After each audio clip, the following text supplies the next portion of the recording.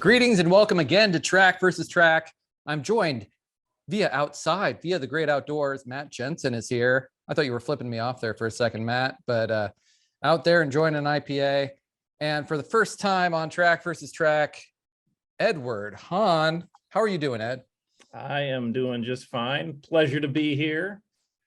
So we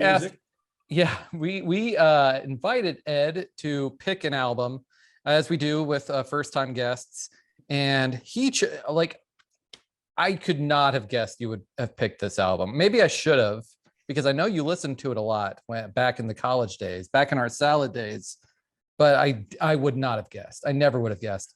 You picked The Darkness's debut album. They are still active, I found out. Permission to Land. This is probably their one hit album, I would say. Maybe in the UK, they're still popular. Yeah, definitely a hit in the UK, but yeah, probably, I mean, stateside, probably their biggest album. Can I say that they're not just big in the UK, but they're A-OK in the UK? Are you gonna how me here? All right, sorry.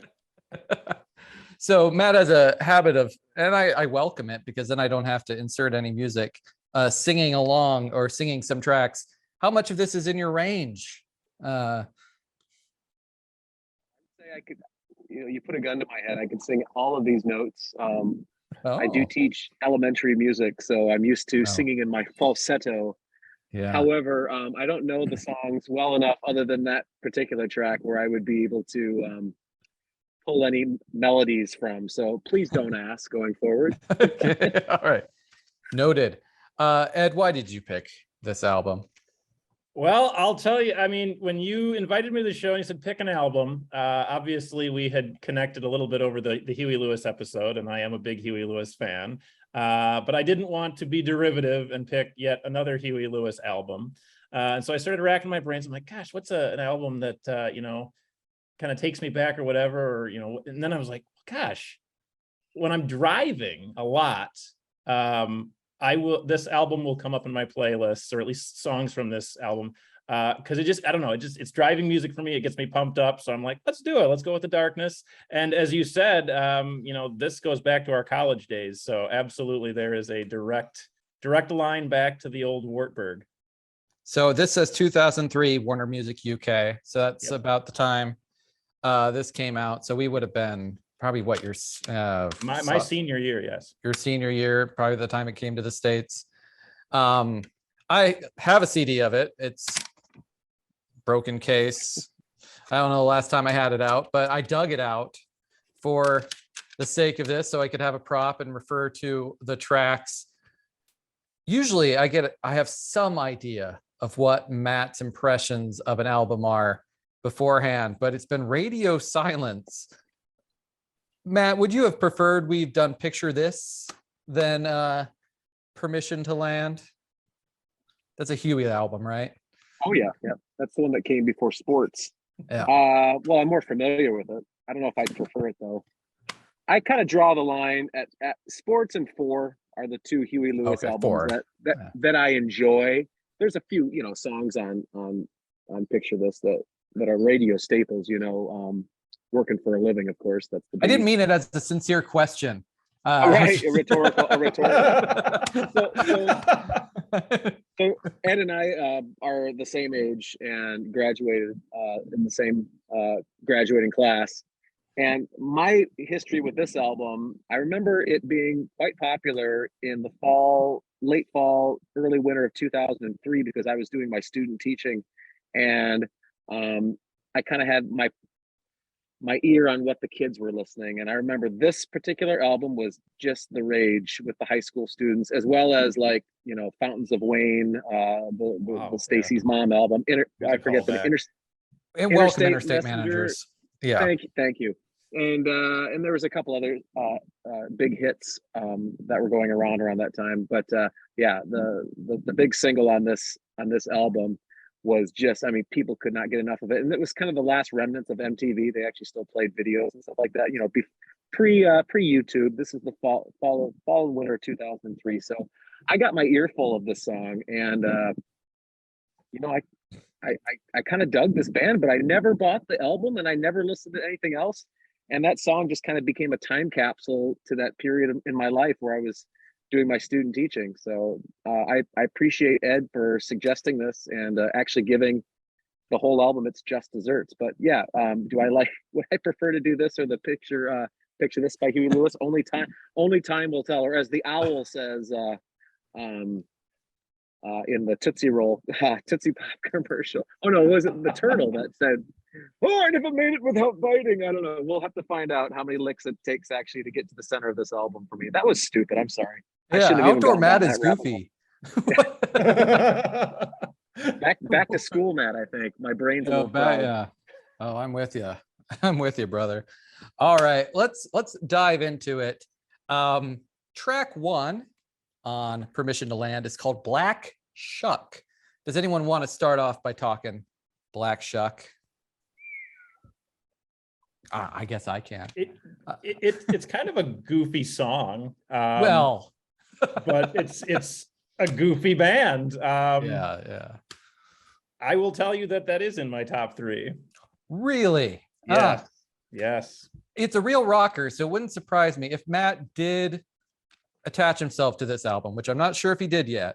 This wouldn't surprise me if this is one he would like because it is one of the more rocking ones. But he's still poker facing me. Poker faced. Yeah, Ed, and Jacob, it's in my top 3 too. I mean, you got those great power chords. I think this song in general is sung in a lower voice. Yes, there is the falsetto, which you're going to hear in every song, but I think the falsetto is actually executed better. It doesn't sound so effeminate. It sounds more like he's really channeling Freddie Mercury, and of course that name's going to come up 1,000 times. There's no denying that. The one thing I really hear that sounds Queen-like on the song, other than a lot of the tropes, the musical tropes, is when he goes, he does something about actually not even Freddie Mercury. I actually in my notes have it. He sounds a lot like the lead singer to System of a Down on this song. Serge Tankian or whatever. Yeah, I'm really getting that, and of course they were big at this time, so imitation is the biggest form of flattery, right? And then when he sings something about in his eyes, it sounds very like Bon He does Scott. a little Satan voice. Yeah. Yep. It sounds very like Bon Scott era, early AC/DC, which I just love. To be perfectly honest with you, Back in Black is the only AC/DC non-Bon Scott album that I even care about. I mean, and even that would rank really low in terms of any of the Bon Scott era AC/DC. This song has a bit of operatic qualities to it, like Sheer Heart Attack or the first 2 Queen albums, Queen 1 and Queen 2. Yeah, so I like it. You got the Angus Young type riffing going on at the beginning. Yeah, I really like this song, and I don't want to say too much about how I feel about the songs after this, but when this first time listening to this because of this exercise, I was like, holy crap, I really hope the album can sustain this kind of magic, because I really like this song. And I started thinking about, like, do I need to buy this entire band's discography? Yeah, it's a top 3 for me for sure. Okay, I didn't mean to cut you off, Ed. Why is it in your top 3? Well, Matt just kind of ended his segment there on kind of the same reasons that it's in my top 3. This song, and I had it in my notes here, is a heck of a way to introduce a debut album. Like, it just sets the tone. The energy is good. It's one of these songs that if I'm in my car and I'm driving and it comes on, like, you just can't help but like get pumped up, and I'm into it. So yeah, and one of the things I really like about it is the really long intro and build up to this song. It builds and it builds and it builds and it builds.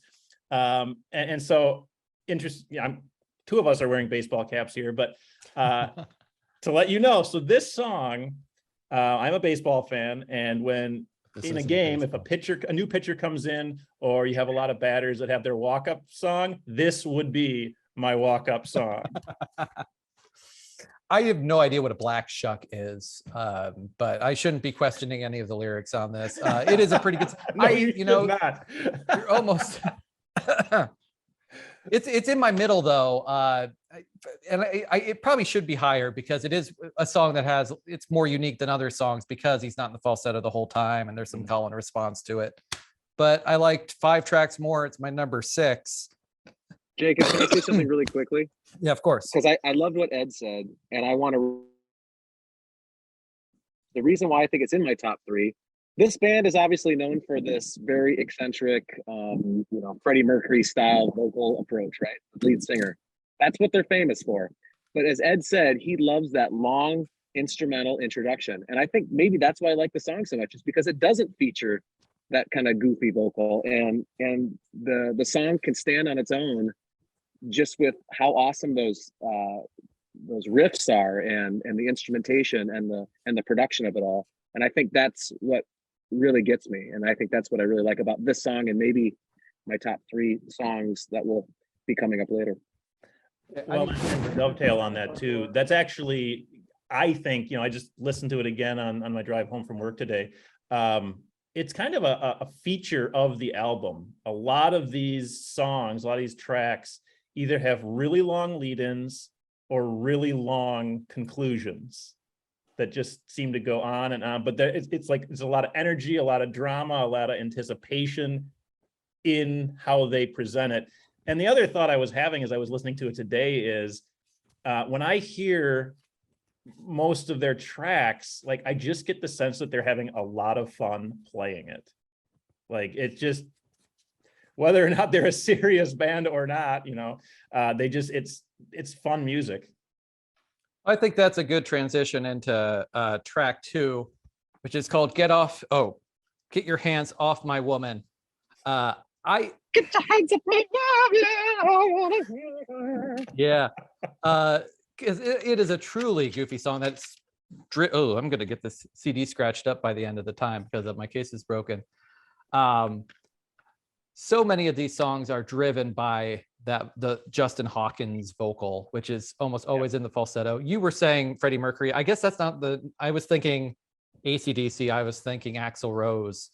But that's probably what they're aspiring for. And we're like, maybe if I find a picture, I'll edit it in. This is a band that this guy would wear like assless chaps or like, one of those things that's like church to, or like chest to, like I don't know what you would call it, male cleavage, which Zardoz going on, or Zardoz. He wears the bandoliers. A patron that you would see at the Blue Oyster in the Police Academy movies. But this is a song completely driven by the falsetto and has a goofy premise, and it's hard to know how much of this is. I think it's definitely a band with heavy irony, because it's a song of "Get Your Hands Off My Woman." Yeah. And then there's a line that's like, I had it written in my phone. She's not my possession. Yeah, I have no right to lay claim to her frame. She's not my possession. To her fame. Oh, I think YouTube told me it was frame, which I thought was funny because it's kind of objectifying, but also he's being I can't, she's a woman, but then the same song uses the C word. So it's like heavy E's all over this case. Yeah. There was an alternate version on YouTube Music, and I clicked on that thinking maybe it was the clean version. It just had half the tracks. It just got rid of the E's. I like this song. I like it slightly more than Black Shuck. It's my number 5. Yeah, this was a disappointing track for me because I like Black Shuck, and then this song just decides to sing in the falsetto pretty much exclusively. I do like the introduction though, because as a keyboard player, this is one of the few tracks that features Hammond B3 organ. I was trying. You see, okay. And it's got all the Hammond B3 generally uses a Leslie speaker, a Leslie cabinet, which has a like rotating drive to it. So that's how you get that kind of vibrato. And then the Hammond, you can add distortion to it, and you can pull different stops to create different sounds. So it's got that. I would say, I mean, if you've ever heard any Deep Purple, the hits, of course. It sounds like John Lord. And I'm like, oh, that's cool, because the first song I was like, that's an homage to hard rockin' Queen and Bon Scott era AC/DC. I'm like, oh, now they're gonna do a Deep Purple type of song. Yes, I'm all in. And then it cuts right into this 90s sounding new metal crap when the falsetto is really annoying and he's singing. So falsetto should be effortless. You know, when you hear someone like Robert Plant singing, he's not using falsetto, he's using his actual chest voice, and he's hitting these notes with command. Yes, it sounds painful at times, but like that's legit singing. Anybody can really sing in falsetto. It's kind of in this part where so you've got your palate, you know, the hard palate, which is close to your teeth, and the soft palate, which is a little bit further. All that's doing is lifting. You're launching your air, and it's just kind of effortlessly, almost like if you had a vacuum cleaner attachment to, you know, to pick up something off the floor. You know, if you have like a Dyson and you have that attachment that comes off, that just that even easy flow. You know, but you put your hand over it, and you stop the flow of air. So he's got this range that, you know, can go forever, but it's not that impressive because he's not actually singing in his chest voice. But even like the falsetto sounds a bit strained on this song. And I don't hate the song. I just don't really like his voice on this. And I don't like any new metal type of sounds. And that's a product of the times. You know, you got late 90s, early 2000s. That's kind of what, you know, the drop sound, drop tuning on the guitars. I have this at my number 8. Okay, you're hearing things I have no. Ed. He has a much more trained ear than me. I just agree with it. Ditto. Yeah, pretty similar ranking from me. It was my number 7.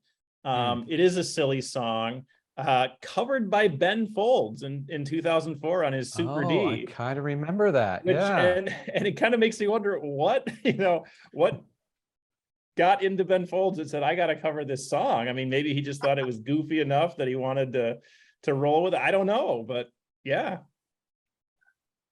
So, oh yeah, go ahead. I was just going to say, so in my research too on this one, this particular track peaked at number 43 on the UK singles chart. So this was a single. This was a single. Yep. I think there were 4 singles. I can't remember what the tracks were. Wow. Correct. Wow. Yeah. What single was this in the order of singles? Was it the second? That I don't know off the top of my head. I'm shocked this was a single. That blows my mind. Yeah. That's pretty cool. That just goes. I think it was the 3rd single according to Wikipedia. So well, the next track, they had 4 singles. That just goes to show how 2003 was kind of a weak year in music. No, I'm sorry. Track 3 was the 2nd single. It was called Growing on Me. And for me, wait, is that right? Yeah, it's the 3rd song. Yeah, that is the 3rd song, but it's not. Oh, okay, there it is. Sorry. I can see why they have so many singles though, is because like there's a ton of hooks. Like every song has a hook, more or less. There's maybe 1 or 2 that don't. Growing on Me has my favorite of the hooks, I think.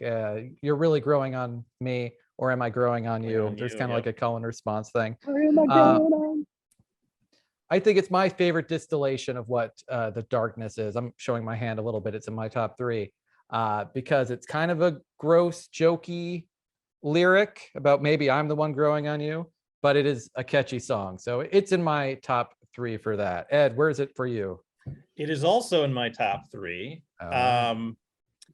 So as you can tell, this album starts out very strong for me. We have 2 of the 3 in my top 3 so far. So there's a really interesting thing. I like the lyrics in this song. Like you said, it's kind of a play on words type thing, kind of jokey. But every time I hear this song, and I actually listened to it earlier today, just to kind of either validate it or reinforce or whatever, but it always makes me think of Alice Cooper's Poison.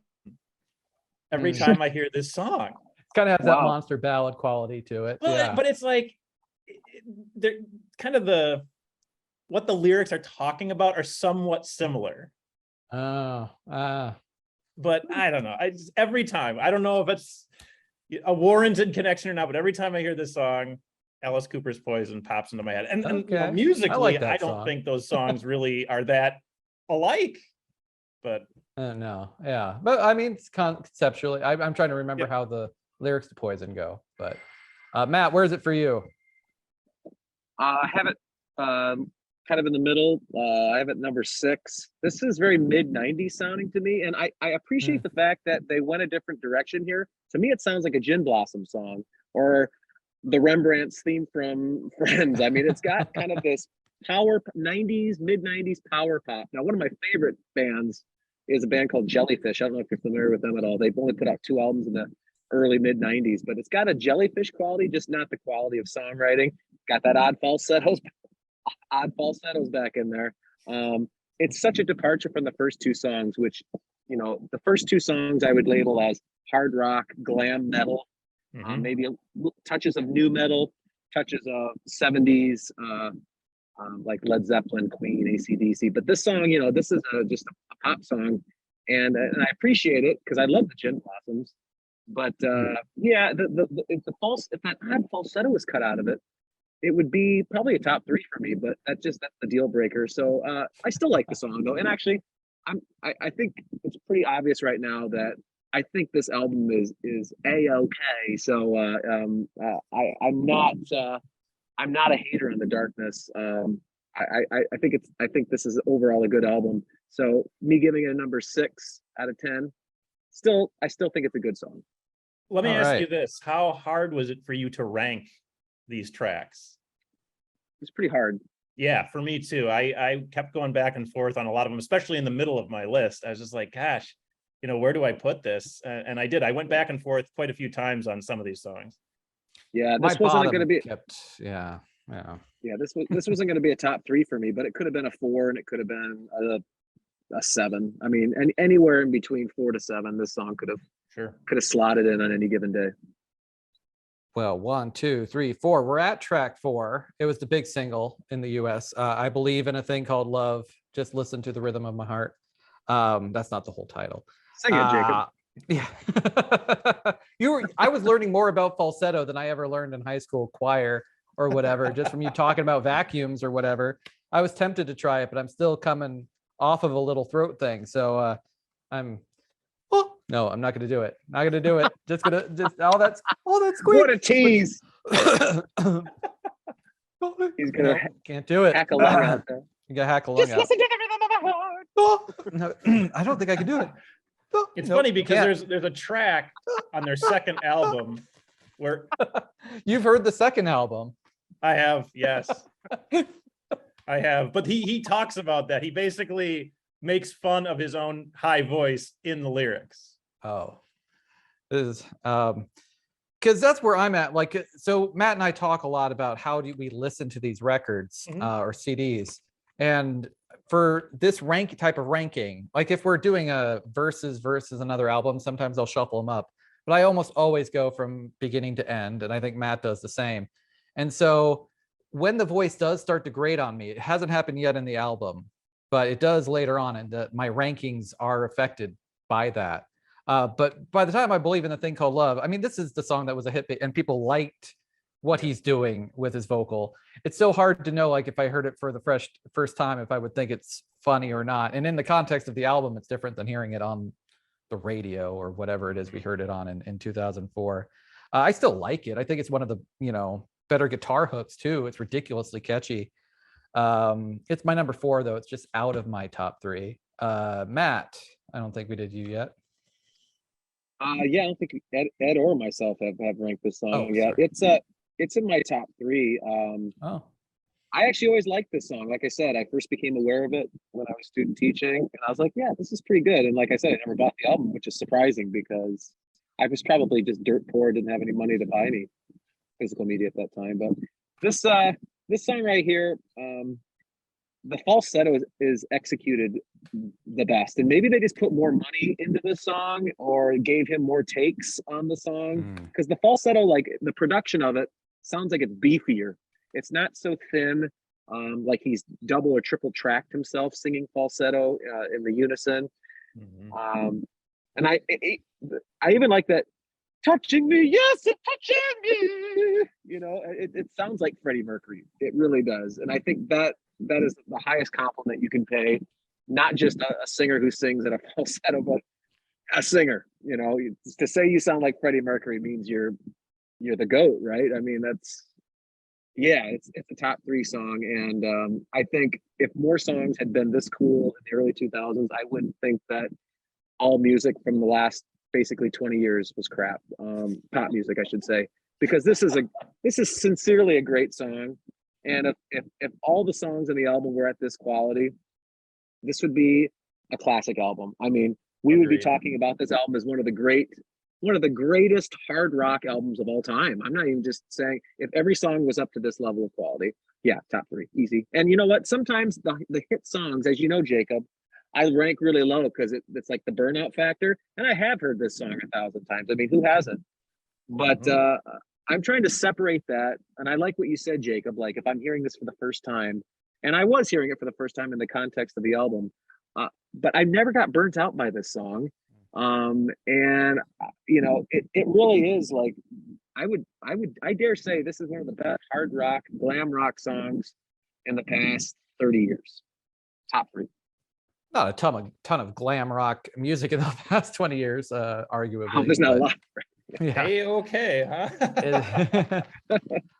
Ed Hahn. Yeah, so now it's just a guessing game of what's the order. This is also in my top three. So it's all downhill from here with my rankings.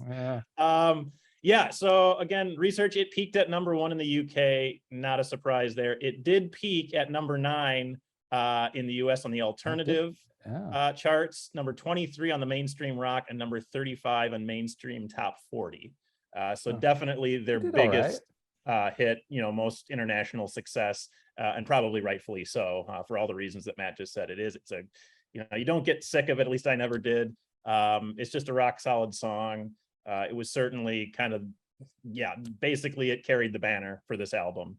And to go back to something you said, Jacob, certainly Justin Hawkins' use of his falsetto can definitely wear out its welcome. Like if you are not in the mood for it, or you're just not a fan of that in general, like, it's not like you're going to be listening to this album, you know, over and over and over on repeat. Heck no. So you kind of have to take it in doses, but they rock hard, and I like that. So we've reached a halfway point, and Ed's already given us top three. So closing out what would be side A if this wasn't a CD is Love Is Only a Feeling. And I used the term monster ballad already, but that's what I would consider this one, a pure 80s monster ballad. This is the one I like his voice the most in, because it's probably not as polished as the track before, but it's almost sincere and it's almost pretty. Almost pretty. almost. I still think I like close. it. I would put this in it is in my top three. I don't know if I did the list again, but past Jacob thought this was good enough to put in his top three. So yeah, I'm a sucker for a monster ballad, I guess. I like the guitars in this one too. I think there's a nice bridge in it. Let's do Ed first. So going back to something I just said a little while ago, this is probably the song on my list that went up and down like a yo-yo. I just couldn't figure out a landing spot if for you this. Loved it or hated it. I don't dislike it, but I think, you know, when I am driving or just listening to tunes, I put together a playlist. Like when I hear The Darkness, I just want to rock out. I'm not, that's what I want. I want heavy beats, good guitar riffs. This song just doesn't bring that. It is a monster ballad. It just doesn't bring that compared to everything else on this disc. So it's not a bad song, but it comes in at number 8 for me. Oh, I danced to this at my wedding. What, you guys are killing me. Matt. Yeah, Ed, you and I are pretty much on the same page with, I think, pretty much every song so far. This is actually my number 9. I like the opening twin guitar thing that's going on, kind of a Thin Lizzy, and you can tell it's going to be a ballad right off the, you know, from the first measure. But I do like the harmonizing guitars. You know, that's once again, that's Queen like too. Brian May would do all of the guitar work. But then it kind of sounds like some lame ass Goo Goo Dolls ballad, and the acoustic guitar comes in there, and I appreciate the fact that they're trying to be varied in their songs. I said the same about Growing on Me, but Growing on Me was like Gin Blossom's mid-90s power pop, and I'm okay with that. Like I said, I put that at number 6, but it could have been 4. But this song was either going to be dead last or it was going to be second to last, and I found a song I dislike even more than this. This song is just lame cheeseball crap. It sounds like it could be Sister Christian's Twin by Night Ranger. I mean, it's just lame. Motorin'. Yeah, when I I like listen it. to the I like Sister when I listen to the Christian. darkness, I want to rock out. I don't want to listen to Well, that's exactly crappy. it. I want to rock out. When I listen to the darkness, I want They're one thing. required. I think if they're trying to be, and they're definitely a band in quotes entirely, like they are referenced. I think they have to have a couple lame ballads, and they're purposely lame. And I think this one is purposely lame in the right way. I think it's on the frequency I want it to be. If it's winking at me, I think all these tracks are winking in some way. Given Up is the next track. I feel like I've been starting it. I'll toss it to Matt to start Giving Up. I'll go quick on this one, and actually, I could probably, just because I've been talking a lot. I actually really do like this song. It's the top 3 for me because it sounds like, dude, you listen to this opening section. I did it multiple times and then I compared it, so I feel really confident in saying this. It sounds like Tumbling Dice by the Rolling Stones off of Exile on Main Street. Listen to that opening riff. Okay. It sounds like Tumbling Dice. Also kind of sounds like Brown Sugar. It's a country rock ripoff, and in the style of the Rolling Stones, and I'm okay with that because I love the Rolling Stones, as you know. The falsetto, is there, but it's not there as much, and it's not quite as annoying. But yeah, I mean, it's tipping its cap to 2 songs that are classic Rolling Stone songs. I mean, Tumbling Dice is an epic country rock song. Brown Sugar is an epic country rock song. These are like the greatest country rock songs of their generation, and this song is definitely an homage to that. So it's a top 3. I mean, it's not that original, but I love those songs. So there you go. I couldn't put my finger on what I'm like. This sounds like something. I still don't know if I put down, is it BTO? It was like, is my classic rock or 80s rock knowledge like so limited that I couldn't figure it out? Maybe I'll have to listen to those 2 tracks. I mean, you know how I feel about Brown Sugar. Tumbling Dice. Tumbling Dice. Yeah, and that's a song I know. I'm just not piecing it at the moment. I have it at number 7. But I think that's more like my burnout is starting to happen, and the album. It's mostly this, and there's one little pickup, but then it goes. Ed. Well, I don't know Justin Hawkins personally, but I do know that he has had some drug issues in the past. So I'm guessing that this is probably the most biographical song or authentic song on the album. The lyrics are actually, pretty interesting lyrics. They're not bad. But this is very much middle of the pack. I have it at number 5 on my list. One thing I actually really do chase. like. Oh yeah, that's pretty literal. Yeah. All I want is brown, and I'm going into town. Okay. Yeah. Yes, I never bothered listening. Okay. Exactly.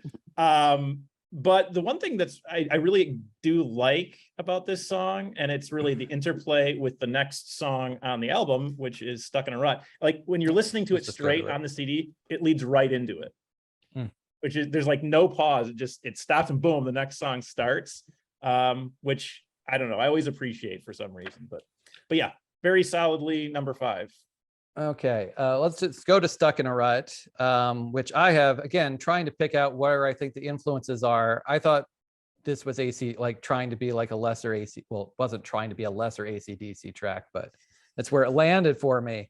And this is where the voice for me is really starting to grate. But I thought, like, if this had been, the reason it's not my bottom, it's my number 9. But the reason where I think if this would have been the first track and Black Shuck would have been in the middle of the track, maybe I wouldn't have been as tired of the voice, and maybe I would like this track more. But Black Shuck does still have a little bit more going on. So maybe that theory doesn't hold up, but not a favorite of mine. Let's go, Ed. Yeah, so this one comes in right after Giving Up at number 6 on my list. It has some interesting guitar riffs in it. Again, voice aside, I think they just kind of in the middle of this album kind of get into this. There's a lot of similarity between the songs, even though they are doing a little bit of mixing it up. But this one compared to some of the others on the album, nothing special. They're stuck in a rut. Matt. Very well could be, yes. Well, I'm not stuck in a rut because I'm opening a double dry hop King Sue from Toppling Goliath. Toppling Goliath, also in Iowa brewery. Yeah, Decorah. Yep. Decorah. The home of our favorite college, right, Luther? Oh yeah. Kind of, yeah. Close to my heart, Luther. I don't know. I'm wearing the wrong colors. I'm sorry. We played all those sports and stuff, so that rivalry is really strong with us. Stuck in a rut. Yeah, Jacob, you took my first talking point. AC/DC? Thunderstruck intro. It sounds like Thunderstruck, which is not a period of AC/DC that I particularly like. But the vocal delivery is very Steven Tyler, very Aerosmith-like. It's got that very fast, walk this way type of vocals. It's got that annoying falsetto though, right? But there's a lot of tipping of the cap to bands that I like, just not necessarily songs or eras that I like. So I have this one in the middle. This could go between 4 and 7. I put it at number 5. If I was going to put down money on rankings before we started talking, I would have guessed this was going to be an Ed Hahn's number 3. It's called Friday Night, because as we talked off air, Ed was station manager of our college radio station, which played this song an awful lot, maybe too much, considering it wasn't even a single off this record. But where does it rank for you, Ed? 4. 4, just out of the 3. Just out of the 3. What do you think? I mean, of it's very different than the rest of the album. Just much kind of more soft, playful, light. But it is kind of a fun song. Yes, we played it a lot in college on the station. But it is catchy. I still like it, but not in the top 3. Right outside of number 4. Maybe that's how I've heard this song. I was like, how have I heard this song before? Well, I had a different hypothesis of why I've heard this song before. Because as you know, Jacob, I like to make similarity comparisons with other songs. So I have this at number 7. But, like I said earlier, if it's at number 7, it could be at number 4. Those were all pretty much the same. It's naming days of the week. But with a jangle sound, and here's what it sounds like to me. It sounds similar to The Cure's "Friday I'm in Love." It sounds like a "Friday I'm in Love" ripoff. So if you know that song, that's 92, I think. Cure. The Cure is obviously going down downhill it was at that earlier point. than that. Oh, I think it was on The Cure's like early 90s album. You're right, 92. Yeah. I mean, because that song they list Monday, Tuesday, yeah, it's on Wednesday. Wish. Yeah. And this song does the same thing, and it's got kind of a Cure type of sound. It's got that it's not the dark gothic Cure sound. It's that jangly Cure poppy sound, and I mean, I've got nothing. There's nothing wrong with this song, and actually, he doesn't sing in his falsetto that much on it. I put it at number 7 for this particular ranking, but it could be number 4 or 5 or 6. Yeah, 7 for this one. It's in my top 3 because it's the most ridiculous of the songs. I think it's the most successful at being funny, because I think it's a take off of the nostalgia track, which is a common rock and roll trope. I can't think of Crocodile Rock's the example that comes to my head. I don't think this sounds like Crocodile Rock too much, but that type of song of I remember when we were young and all the things we used to do, and then the examples he gives are gymnastics and basket weaving and a bunch of stupid Bridge Club, and it's naming days of the week. Now I'm not going to be able to get the Cure Friday I'm in Love out of my head in regards to that song, but yeah, it's in my top 3. Nostalgic purposes, possibly. Yeah. 2 more tracks to go. Probably the funniest title, Love on the Rocks with No Ice. Funny song, forgetful tune. Yep. I think so. I every time I see it in the track listing, I'm like, okay, that's kind of clever. But man, this song is not great. It's a generic love song. But I'm definitely over the falsetto at this point, and I'm guessing from the nods I'm getting from Matt or from Ed, and from Matt's like, oh, I kind of like this one. Matt, where is it at for you? I have it at number 4. But Oh, once really? again, number 4 doesn't Yeah. mean that much, right? Because I Okay. I feel It's like all I'm a a broken cloud. record. 4 to Yeah. 7 is pretty much the same. This has the most Queen ripoff, I think, aspects to it. It sounds like Brighton Rocks off of Sheer Heart Attack. If you're not familiar with that album, that's the big hit off of Sheer Heart Attack is Killer Queen, which is kind of a vaudeville type of song. But Sheer Heart Attack is one of their hardest rocking albums. It's got Stone Cold Crazy, which probably people our age are more familiar with because Metallica covered it on their Garage Inc. album.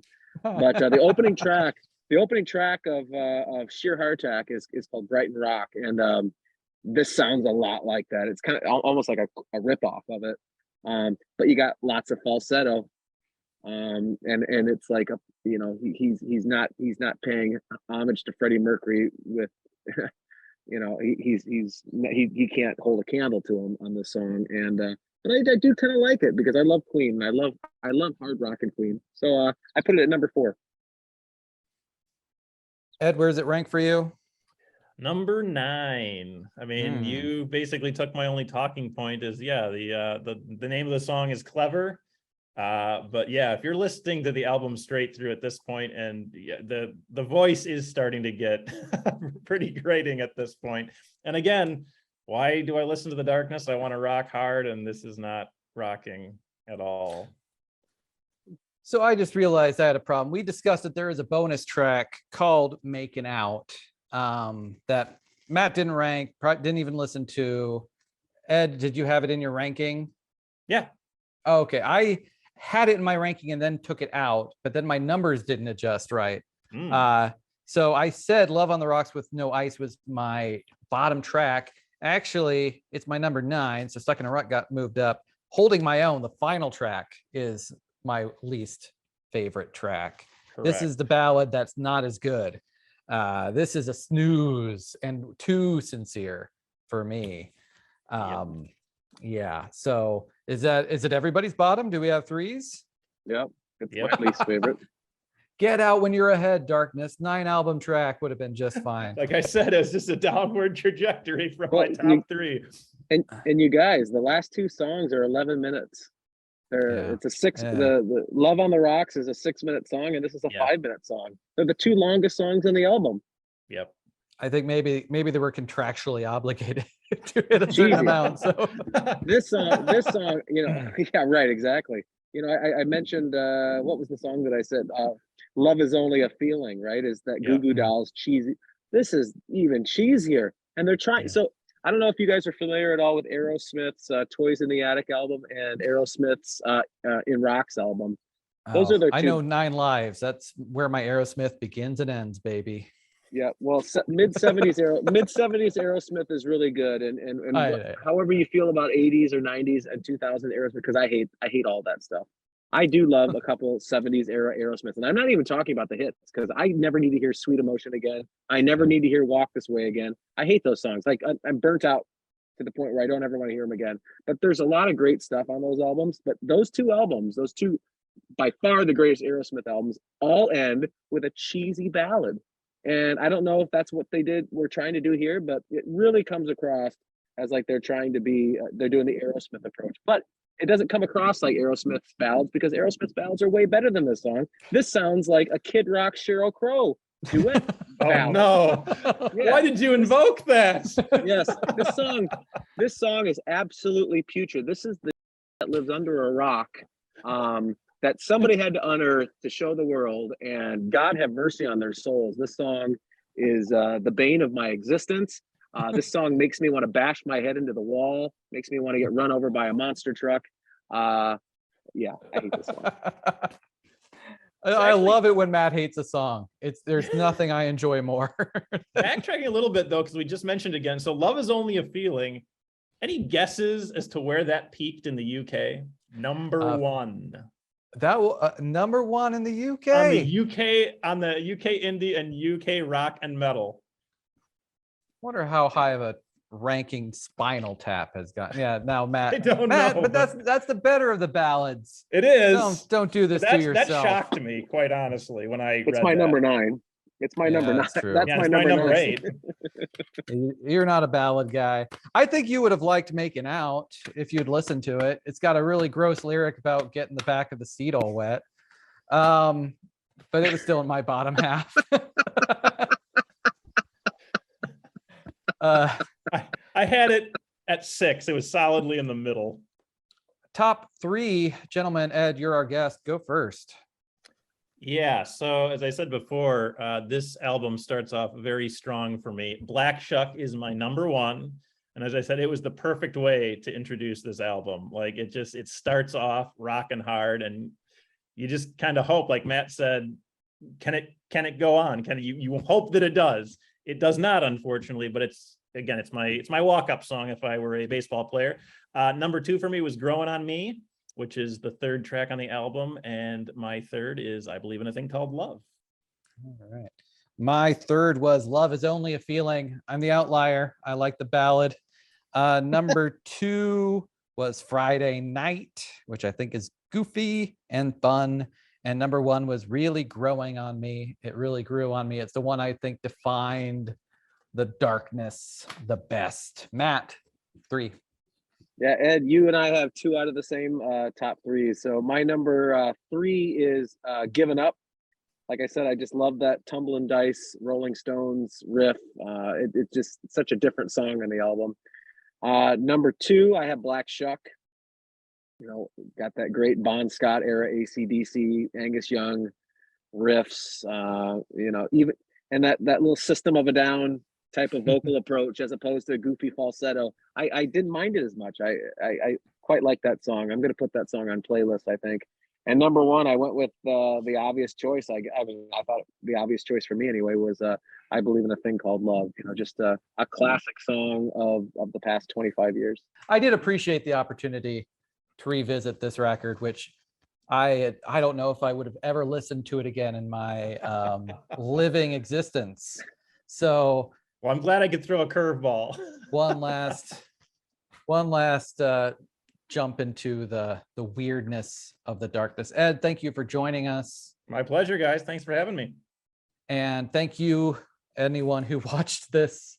And if you have conflicting feelings about the darkness, feel free to comment. And if you were a member of the darkness, I'm sorry. We liked your album for the most part. It just kind of ends on a whimper for us. Thank you for watching. Like, rate, and subscribe. This is how we end our episodes.